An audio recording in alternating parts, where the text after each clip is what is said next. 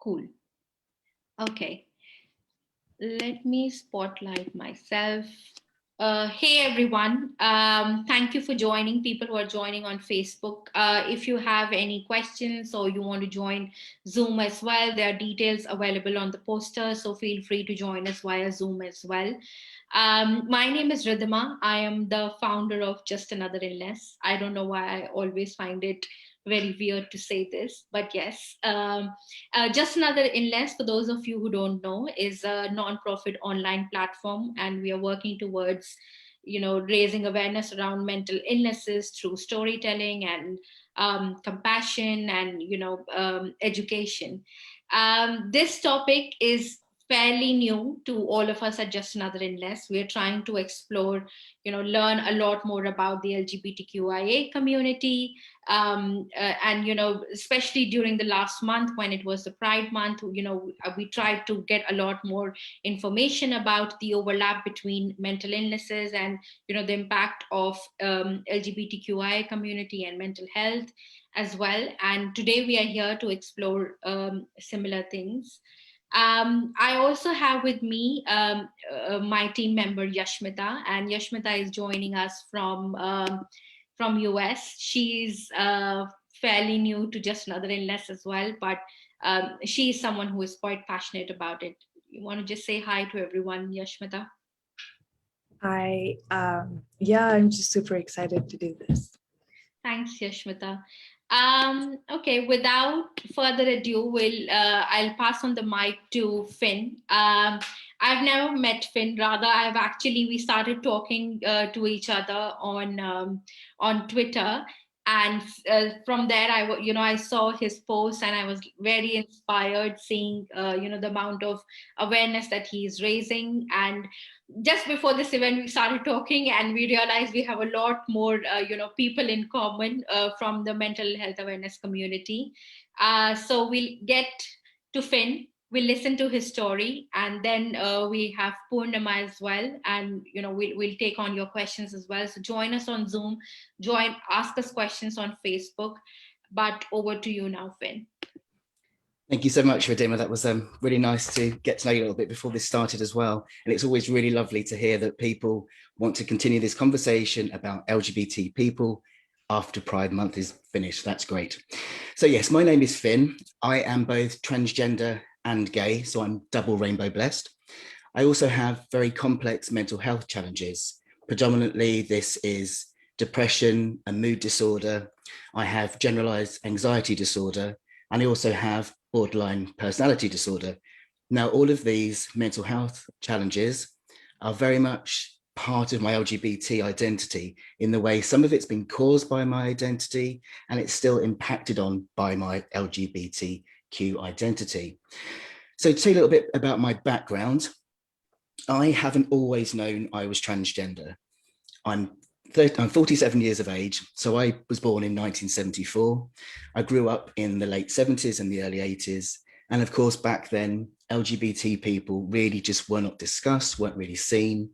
And transgender people definitely really weren't seen at all. And so for that reason, I never recognized myself. I never saw other people like me, and I just didn't know I was trans. But what I did know from a very young age was that something was very different about me. I felt very different to my peers. I didn't feel right in my own skin. And as a young child, I was very, very unhappy. It's too much unhappiness for a young person. And my parents were very worried about this, and they would often take me to the doctor because I was forever complaining of stomach aches. I know now that that was anxiety, but I just didn't have the words to explain what was going on. So they'd, of course, take me to the doctors and they wouldn't find anything. And everyone was just really confused as to what was happening with me. I remember once having a conversation with my dad where I said that it almost felt like I had a homesick feeling, like something or somebody was missing. It just didn't make any sense. Again, there just wasn't the words to explain.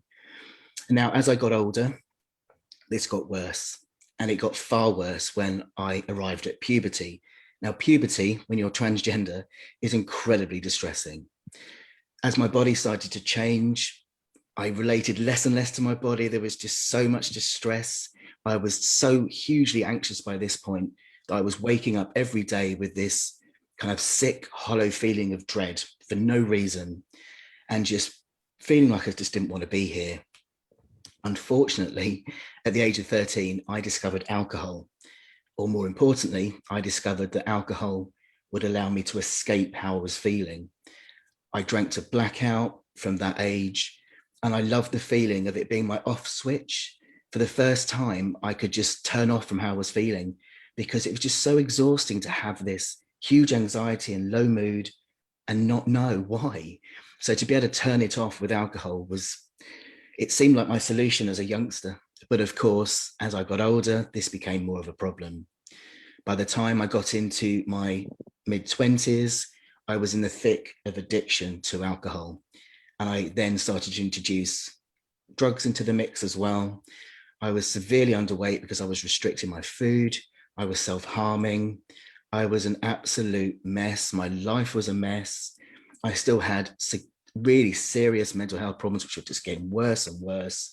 Again, no solution as to why. And eventually, all of this led to me hitting a rock bottom when I was 37. And now hitting rock bottom was definitely not pleasant, but for me, it was the start of a completely new life. I needed to hit that rock bottom and come to realize that alcohol was just making things worse. So I ended up getting help with Alcoholics Anonymous. And in those rooms, I discovered my answer, and it wasn't the answer I was expecting. So with a sober head and with an amazing sponsor, we started to look at my past and try and work out why I felt like I did. Now, at this point, I knew as much that it was something about my identity. I'd been living as a lesbian for quite a while, and I'd thought that was my answer, because I'd met some people in the LGBT community. I'd met lots of lesbians who were very masculine. I'd grown up being a tomboy. I liked to wear men's clothing. And so I thought I must be a lesbian.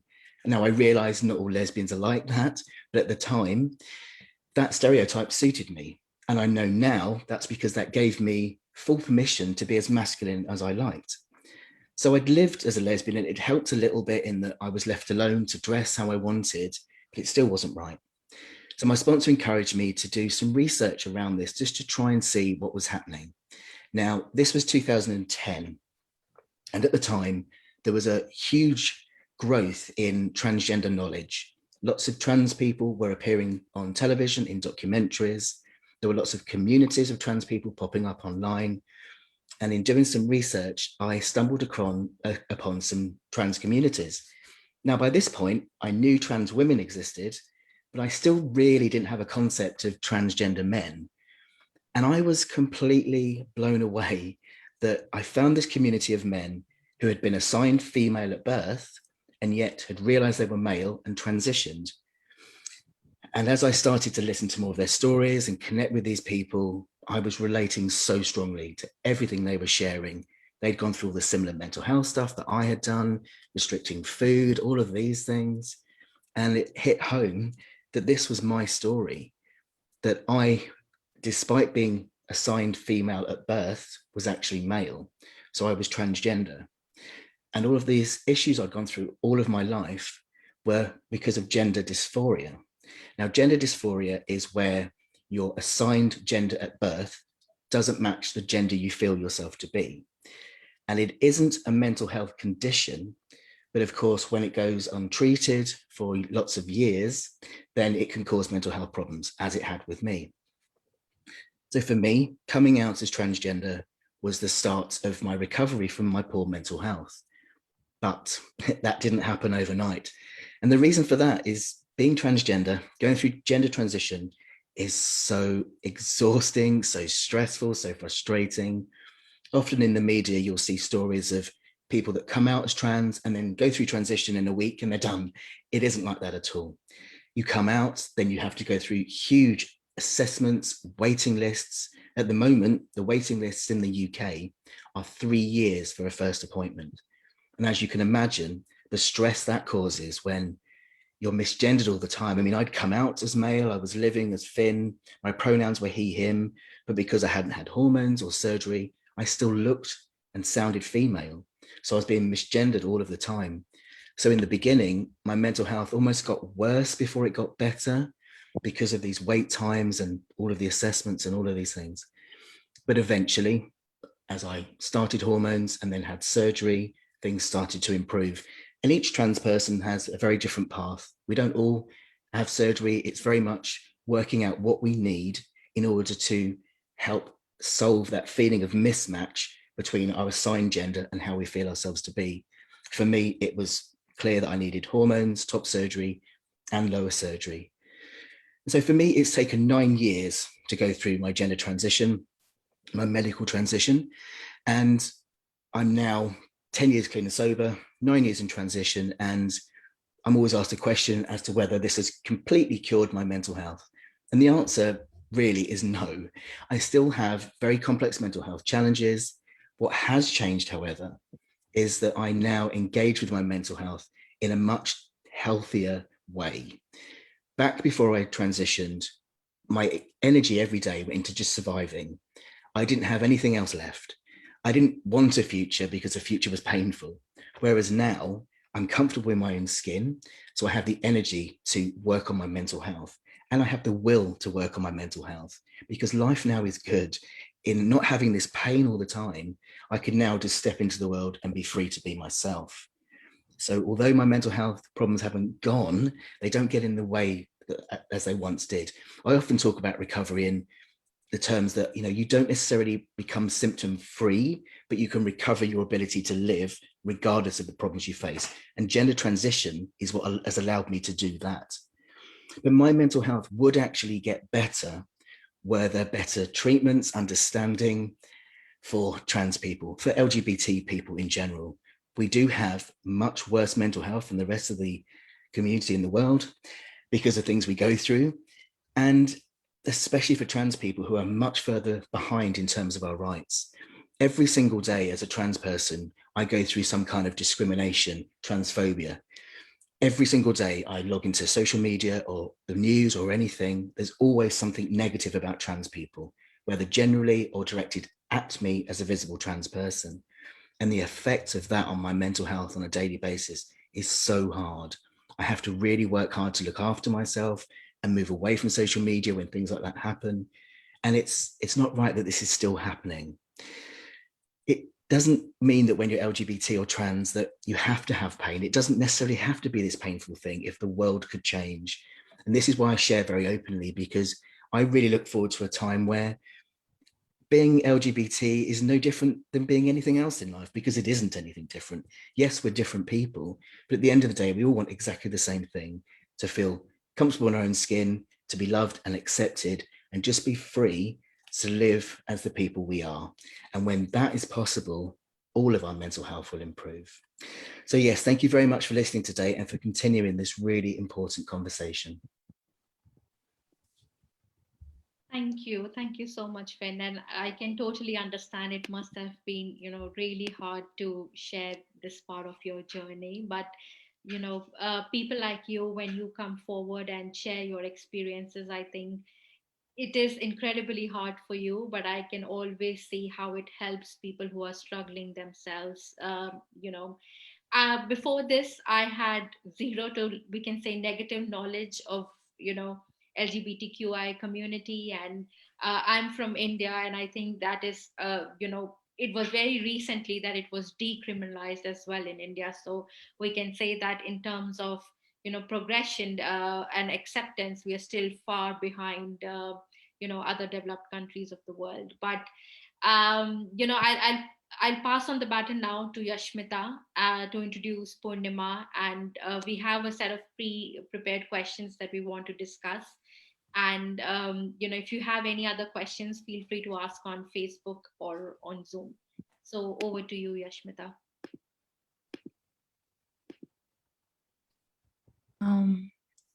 So Purnima is our second panelist, and she's a psychologist in India, and we just have a few questions we want to ask you. Thank you for being with us today. Thank you, Yashmita. It's a pleasure to be here. So firstly, why is the LGBT community more susceptible to mental illnesses? If you ask me, like Finn said while he was talking about his story, uh, it's not just about LGBT community or any issue which is different or which makes you different than others.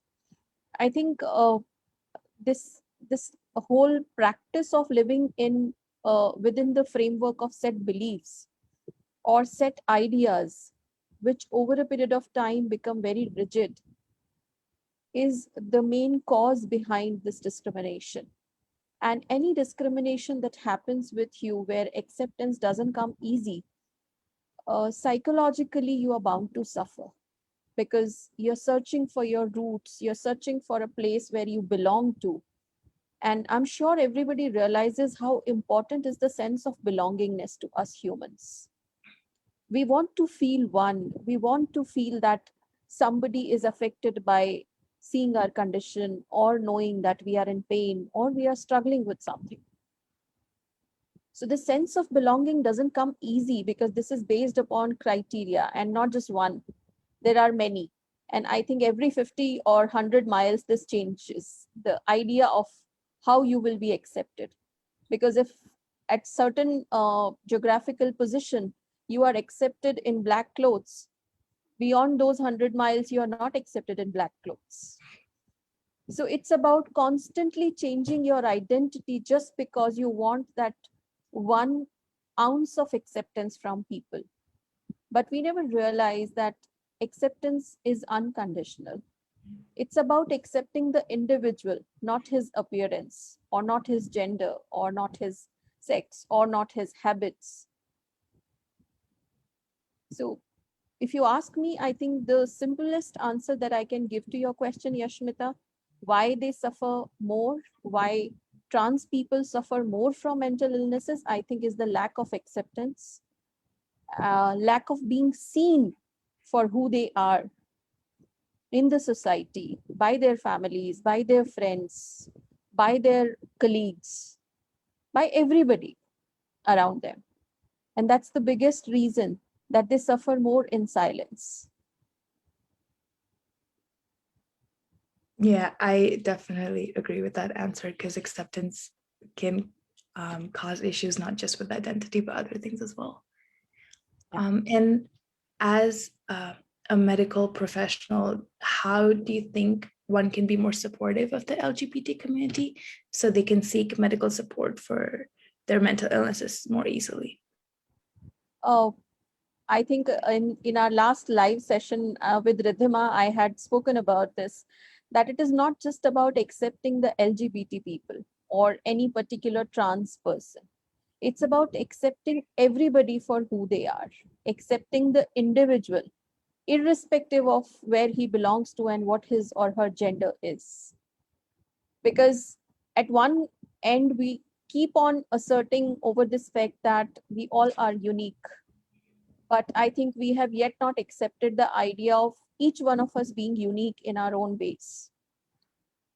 So, till the time we develop or create a society where our minds are open, or we are able to accept people for who they are and not with some set ideas or beliefs or prejudices, till then, these issues are going to be lurking around, and we will have to figure out ways where we can develop communities which are more open in their approach. Maybe some communes, we have heard of spiritual communes. I think soon we will have to develop communes based upon identities and genders and acceptance, so that people from all over the world can come there, be a part of it, feel one, and be happy and be whole. And Finn, according to you, what do you think is a medical professional can do to be more supportive?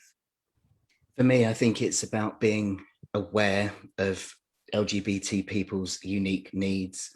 For example, it can be really difficult to go to a GP, a doctor, and ask for help when you're trans if you've also got to explain your trans identity. And that often holds people back, because I've had situations with a brand new doctor where I'll go in and I'll just ask for maybe I've got an earache.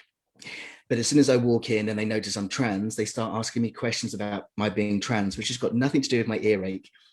Here in the UK, we often hear it called the trans broken arm, where it's all people see is your trans identity or your LGBT identity and not the problem you're actually presenting for. And this can be a real barrier for LGBT people to go and get help when they feel that they've got to kind of explain themselves first or deal with that kind of microaggression towards them all the time. So I think medical professionals having a much wider idea around LGBT people, and like it's already been said, that we're just people who happen to be attracted to different people or identify in different ways. We're just people, and treating us like that would be much easier than to go and get help in the first place, because we do have lots of mental health problems in our community because of this problem of accessing help in the first place. So then, Purnima, is there a difference in therapy for LGBT community seeking support for mental illnesses? Yes, Yashmita. There's a lot of information that the therapist first needs to be familiar with, and his own prejudices, his own beliefs. The therapists, they actually underplay or overplay the therapist's role and the therapy's role when it comes to dealing with trans people. So, how much a therapist himself or herself is comfortable? Has he overcome his own blocks, his own prejudices? Does he understand the real issues, like Finn was just saying? Does he really understand what it means to be a transgender person? Has he ever spoken to a transgender person and tried to understand what goes on in their mind when they are dealing with these identity issues, acceptance issues, issues of shame and guilt? Shame when you yourself are not sure whether your family is going to support you in your decision or not. Or the decision when you realize that you have to come out and open, but you probably will have to let go of all the communities that you were a part of. So, as a therapist, I think it's of utmost importance that we are familiar with the changes, the issues, the nature of the issues, and the personality problems that a trans person undergoes or feels when he is struggling with a mental health problem. Unless a therapist is comfortable dealing with such issues, I don't think any trans person would feel comfortable in the therapeutic alliance.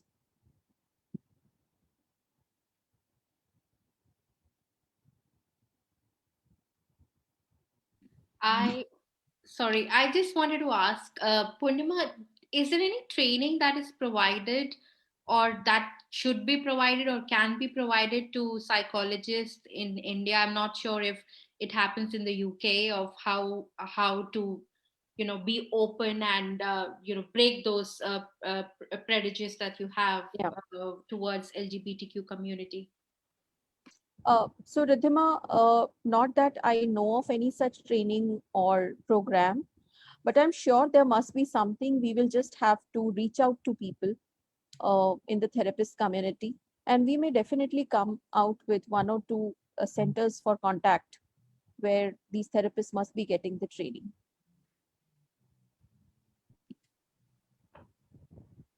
Finn, do you know anything that happens in UK, and do you feel, do you know, probably I had therapy as well, and you had therapy. Maybe we can talk about our experiences of getting therapy in UK and if it was any different for both of us. Yeah, I think it is very, very different compared to India. Absolutely. I mean, I do completely agree with Purnima that we do need to make sure that as therapists, as counselors, that we're challenging our own limited beliefs, our own discriminations, all of these things. Absolutely. But fundamentally, getting therapy as a LGBT person should be the same as anyone else, because the trouble is, if we're always putting to specialist therapy, that means that everything about us is about our identity, when it isn't always. I've got complex mental health challenges, some of which are very much connected to being trans, some are just general mental health. So I wouldn't want to go to somebody every single time that's a specific trans counselor, because there's more to me than being trans. Yeah. Lots of the times where I'm depressed or anxious, it's just the way I am. It's Yeah. actually nothing to do with my identity whatsoever. Yeah. But saying that, I feel much more comfortable when I know that a counselor or a therapist has got diversity training and gender awareness. But that's only because it can be exhausting to have to explain who I am. That can then take up a lot of the therapeutic process. If that's not there, then I can just get stuck in to wherever my issues are. If I first have to explain what being trans is, then that can be complicated. So I think there is a time and a place for LGBT specific counselling, but I think more importantly, it should be that more counsellors and therapists are having diversity training so that they're very much aware about LGBT issues, specifically the differences in the trans community in the needs we have in a kind of counseling space. Yeah. I did a lot of group therapy when I was in the hospital, and I personally felt that I've met the kindest people who are sailing in the same boat in the hospital, and the kind of support that they used to provide me, I found it very hard to kind of talk to people outside, because it's like you don't know what it feels being depressed, you don't know what it feels living through a trauma. uh, have you had experience of group therapy, Finn? And do you think people are a lot more kinder and more accepting, or you think that they still look at you only at your identity and not you as a person? It's a really good question. I've had a lot of group therapy before I came out as trans. I was in a therapeutic community for 26 months because of my borderline personality disorder. And in there, I think I was expressing gendered stuff, but nobody really recognized what it is. I guess the only group I've got experience of now is Alcoholics Anonymous, and in that kind of space. And I think in early days of my transition, I was very aware of feeling different. But as the years have gone on, and I've experimented with times where I haven't disclosed my trans history, and at times I have disclosed it, I can honestly say that after the initial, oh, okay, Finn's trans, it just goes. And I feel like I'm just treated like anybody else. And that's really nice, because it is otherwise, it is difficult if you feel like people are just looking at you all the time and trying to work out, how are they trans? All those kind of questions. So it can be hard. It's so space specific, I think, with these things. I think if it was coming to me having group therapy again, in that situation, I would want a more specific LGBT group, just because I would feel more comfortable in that situation, that it would be more shared, because that's the power of group therapy, isn't it? When you've got kind of a shared kind of experience, an understanding of why your mental health is the way it is. So yeah, I think it's very specific. And I think maybe this is what we're talking about here, that therapy and counseling should be able to be much more diverse, like the people that it treats, that there are different kinds of therapy, different situations for different people at different times. And that's what's important. Can I add something to what Finn just said? Sure, sure. So when Finn was talking about diversity, I only want to add one specific point here, that therapy per se is a diverse kind of profession. The diversity is of different types. We learn to deal with different cultures, different identity issues, different livelihoods, professional skills. So in itself, therapy is a diverse profession. It's just that this is one diversity, the LGBT diversity, the transgender identity or trans people diversity, which somehow always is bypassed, which somehow is never taken seriously. And there's just one observation that I want to share. It may not be applicable to all, but in most of my situations, I have just observed that many a times when people are talking about LGBT or I or queer community or trans identity people, they refer to their sexual orientation only. The idea of understanding what LGBT means, because it's an individual we are talking about. We are not just talking about somebody having a different sexual orientation than ours. We are not talking about somebody who is behaving in a different manner sexually than heterosexual or cis people. So I think the idea of understanding LGBT or trans community has to widen in terms of the way it is looked upon, and in terms of therapeutic training also, that along with all types of diverse trainings that a therapist undergoes, this diverse training also is needed, equally needed. Just an observation that I just shared. Yeah. This feels like, Yashpata, we have a lot of work to do. This is just the first step. And I just feel like, maybe we need to, I don't know, just have a whole, full-time job, just, talking about this specific topic, isn't it? Over to you. So, just something that I've noticed is that a lot of times it can get confusing, especially in India, to um, define what an identity would be and what mental illness could be. So I was just wondering what your thoughts are on how you would define a mental illness. So a mental illness has got nothing to do with identity per se, though there are times when specific mental issues are identity-based issues. But if you ask me about what a mental illness is, it is something that has got to do with your thought process or with your perception or with any of your cognitive faculty of your mind, which stops you from being fully functional. And in no way you are supposed to be addressed as abnormal. Sorry, that is the wrong way. So a mental illness is something where one or the other, or maybe a group of your cognitive faculties, along with your emotion function, is not working to the best of your capacity. And when it comes to identity, it's simply like the word says, how you see yourself. Now, it can be related to your gender, it can be related to your eating habits, it can be related to the kind of profession you do, it kind of clothes you would like to wear, a kind of group you would like to play with. So identity is a much more a concept where how you see yourself, how you identify, how you find your peer group, how you find your own community. Whereas mental illness is purely something which needs treatment.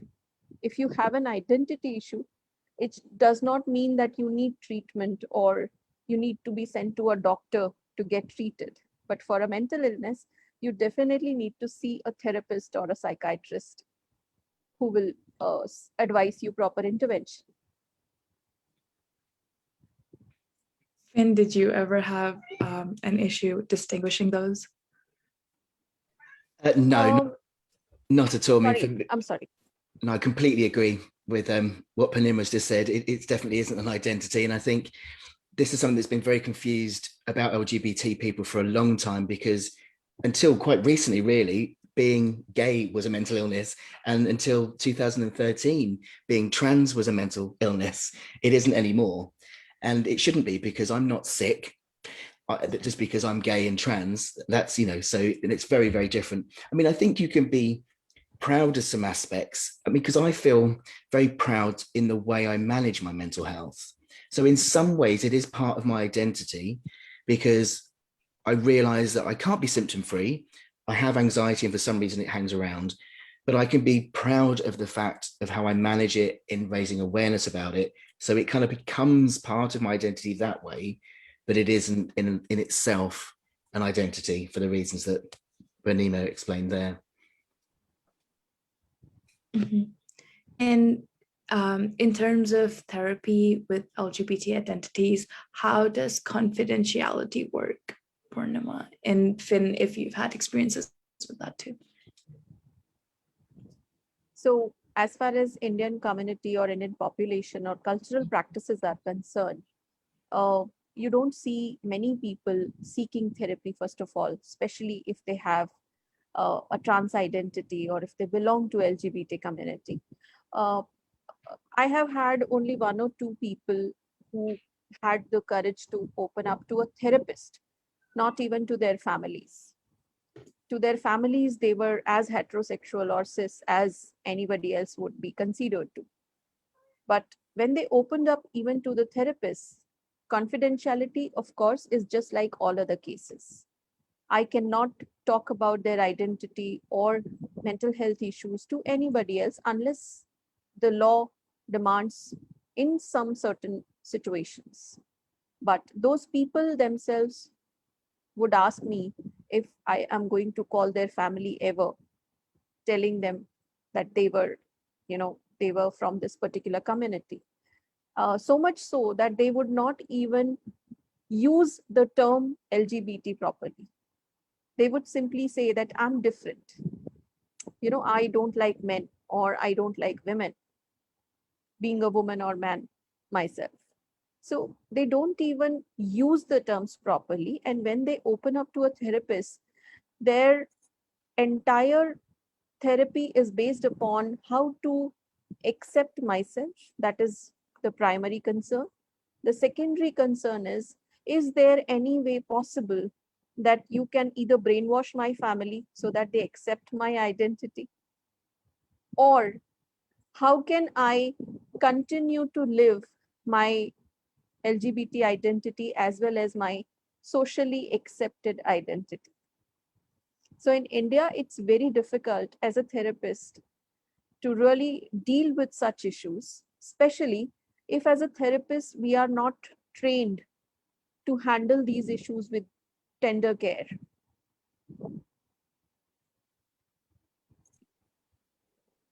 I think this is another thing that I really wanted to talk about as well, is why do people in India feel that,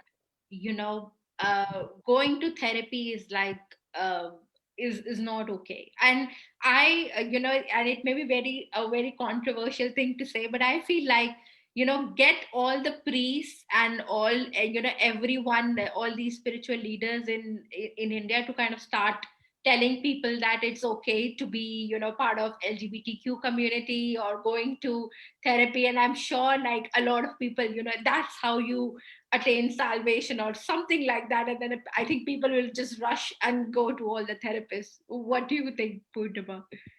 I quite agree to this, Riddhima. You'll be surprised to know that in a lot of tribal communities in far remote areas of India, there are transgender communities. There are people who are much more broad-minded than you and I can ever be. Yeah. I have had experience of communities where there is no foundation in terms of who you identify with as a person or as an individual or as a gender, or what kind of practices you adopt in terms of following a relationship, or what kind of a relationship you want, or what kind of sexual preferences you have. They are much more broad in terms of their approach to life. All they know is pleasure, happiness, no conflict zone, you know living in oneness with nature around. Yeah. They are much more wiser than you can imagine people to be these days.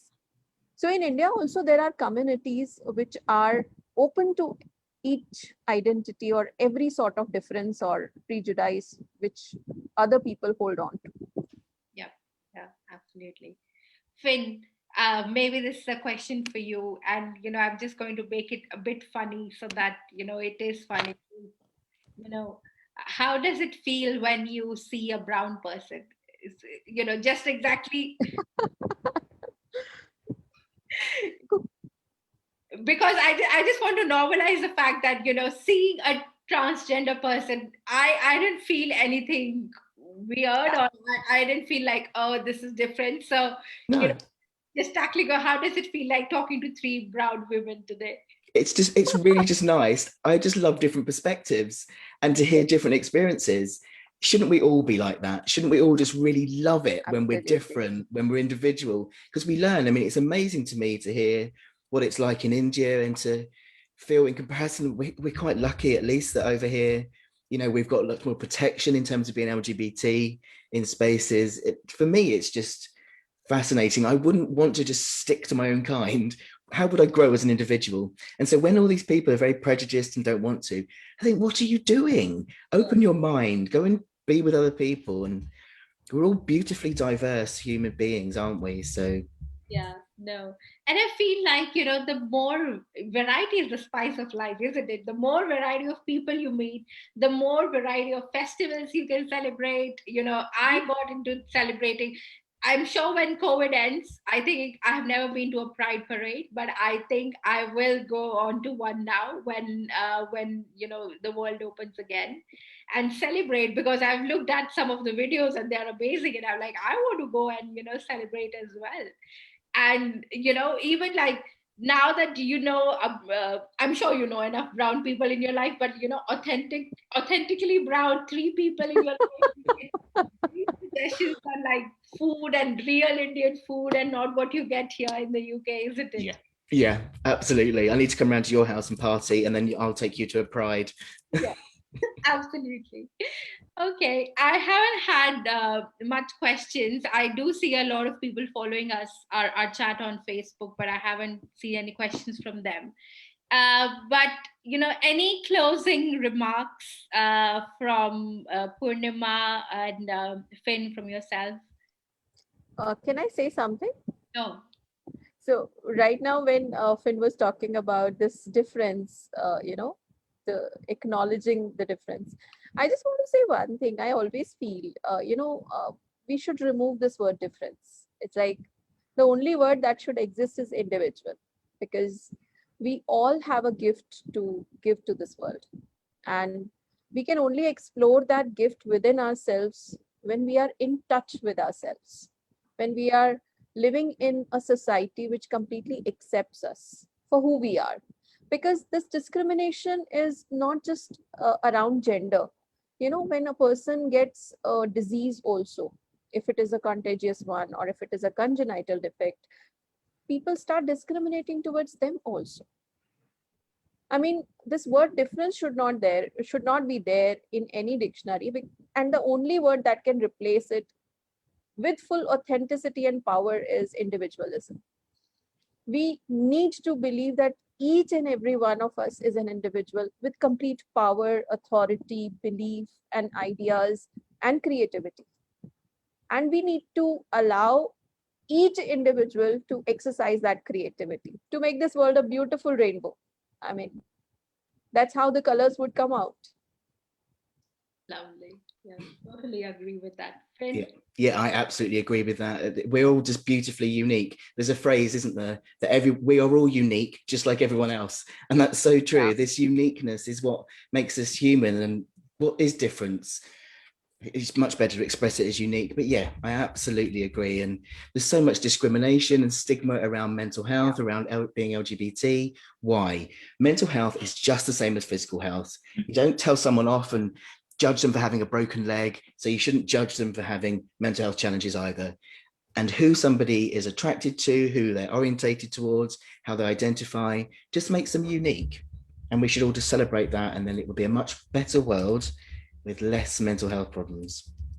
Absolutely. You're on mute. Sorry. Yeah, absolutely agree. Any final words, Yashmita? Any questions from you? I just see us doing a lot of work, to be honest, after this. It's really nice, especially for me, to get to know about what could be improved on and what we need to work on. So thank you for talking with us today.